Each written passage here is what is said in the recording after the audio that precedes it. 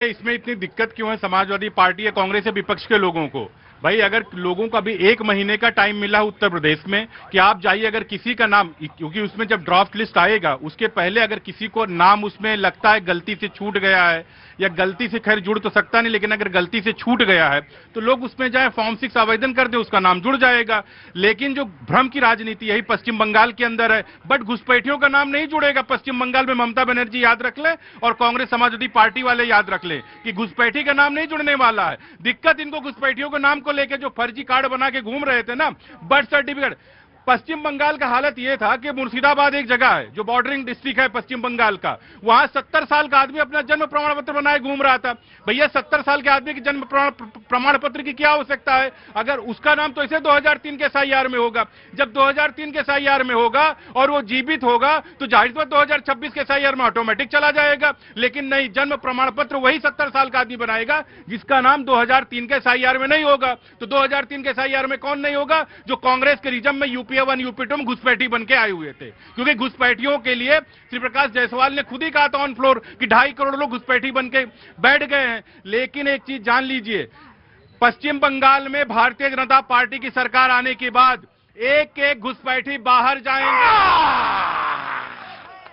ये जो आखिरी सेंटेंस इन्होंने बोला है ये आने के बाद है, तो पहले तो अभी आना चाहिए, पहले तो चुनाव होगा, उसके बाद आने के बाद होगा जी। बाकी सारे लोगों के दावे हैं अपने अपने। मैं आया पश्चिम बंगाल में जो ड्राफ्ट आया उसमें 24 लाख लोग मृत, 33 लाख लोग ऐसे थे जो विस्थापित हो गए थे, 1,56,000 के करीब थे जिनका कोई आइडेंटिफिकेशन हुआ नहीं। अब इनसे ये पूछना चाहते हैं कि जब बिहार का चुनाव था आप ही लोग तो कह रहे थे कि घुसपैठिए हैं इसलिए एसआईआर हो रहा, घुसपैठिए उनकी हम चिन्हित करेंगे। इसके बाद जब वहां का चुनाव हो गया अब घुसपैठिए ढूंढने लगे बंगाल में, अब ढूंढने लगे उत्तर प्रदेश में। उत्तर प्रदेश का बिल्कुल बिल्कुल नहीं, सवाल है, अच्छा सवाल है और इसमें कोई बुराई नहीं है। सवाल समाजवादी मुझे बहुत अच्छा बोले, लेकिन मैं समाजवादी से पूछ रहा हूं कि कोई दिक्कत है अगर घुसपैठी ढूंढ रहे हैं तो? अरे परेशान ना हो, मैं तुमसे पूछ रहा हूं अगर कहीं कोई चोर है तो चोर को ढूंढने में दिक्कत है क्या आपको? मिले ना मिले? देखिए यही तो हम चाहते हैं कि चोर चोर चिल्लाते रहो, चोर से कहो चोरी करते रहो और दूसरों से, जनता से कहते जागते रहो। भाई चोरी कौन कर रहा है? अगर हैं तो बताइए कितने आपने निकाले? आपकी सरकार को 12 साल तो केंद्र में हो गए, तो राइट जनाब आली। धन्यवाद प्रतीक जी। पहले तो आपको और पूरे देश को भारत माता की जय, वंदे मातरम।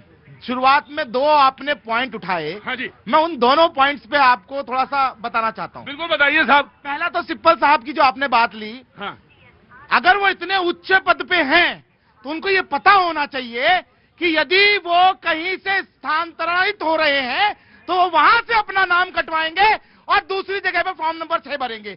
ये हमारा, उन्होंने कहा कि मैं तो फॉर्म 6 भर लूंगा, मैं तो भर लूंगा।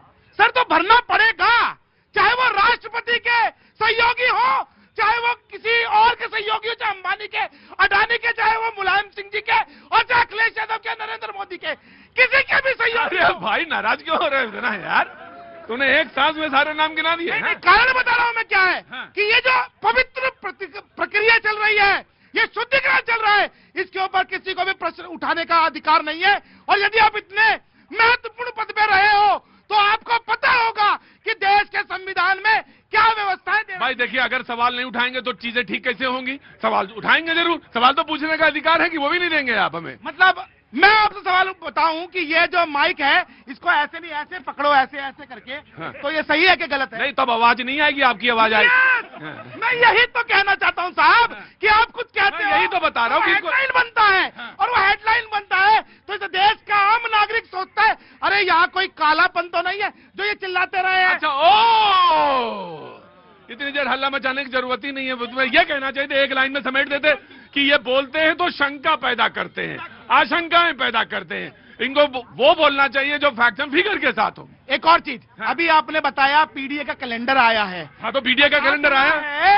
पता चला है कि सारे के सारे जो हुतात्मा हैं, हमारे आराध्य हैं, उन सबके जन्मदिन भी उसमें हैं। तो जरा मैं पूछना चाहता हूं समाजवादी पार्टी के प्रवक्ता से, जब 2012 से 17 के बीच में आपकी सत्ता थी तो भैया काहे को आपने काशीराम नगर का नाम बदलकर कासगंज, ज्योतिबा फुले नगर का नाम बदलकर अमरोहा, महामाया नगर का नाम बदलकर हाथरस और रमाबाई नगर का नाम बदलकर कानपुर देहात, छत्रपति साहू जी महाराज के नाम पे जो जिला था उसको बदलकर अमेठी और संत रविदास नगर का नाम बदलकर भदोही किया था?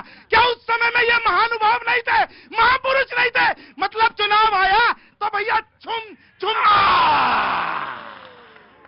ये पॉइंट तुम्हारा बढ़िया है, ये दमदार पॉइंट है भाई। अरे इसमें क्या बोलोगे यार तुम? इसमें तुम्हें उसने आईना दिखा दिया, अब क्या बोलोगे इस पर?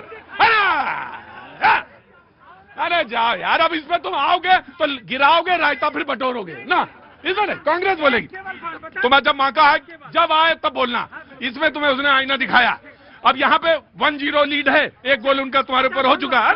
ना सुनो, कुछ नहीं, अभी नहीं सुनूंगा, अभी कुछ नहीं।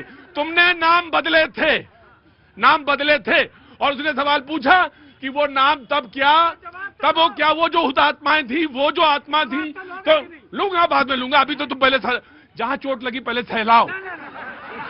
आपको क्या नहीं लगी? आपको नहीं लगी? देखो भाई, मेरा काम यही है। अरे हमें प्रणाम करने की जरूरत नहीं है। देखो लगती है तो चिल्लाता है आदमी, और जब ठंड में लगे तो और चिल्लाता है। आइए कांग्रेस, नाउ योर चांस। तो कांग्रेस विल रिस्पॉन्ड। सबसे पहले तो मैं पूरे देश को बधाई देना चाहता हूं, और बधाई किस बात की?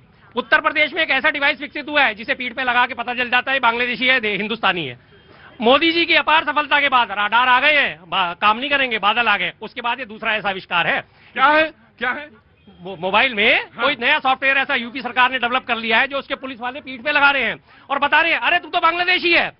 ना कोई SIR, ना कोई डॉक्यूमेंट चेकिंग, कुछ नहीं हो रहा। मोबाइल पीठ पे लगा के चेक कर रहे हैं, हाँ भाई तू बांग्लादेशी है। गाजियाबाद की झुग्गी झोपड़ियों में जाके, साहिबाबाद की झुग्गी झोपड़ियों में जाके जो गरीब झुग्गीवासी हैं, जो यूपी से आए हुए हैं, यूपी के झुग्गीवासी हैं, या बांग्लादेश से आए, पश्चिम बंगाल से आए हुए, उनके पीठ पे मोबाइल लगा के, डिवाइस लगा के बताया जा रहा है कि तुम बांग्लादेशी हो।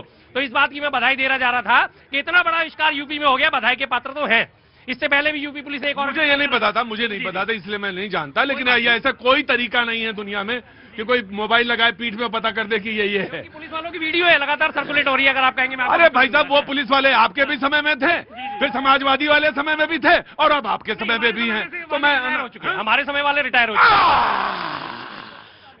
गजब के ये नेता होते हैं।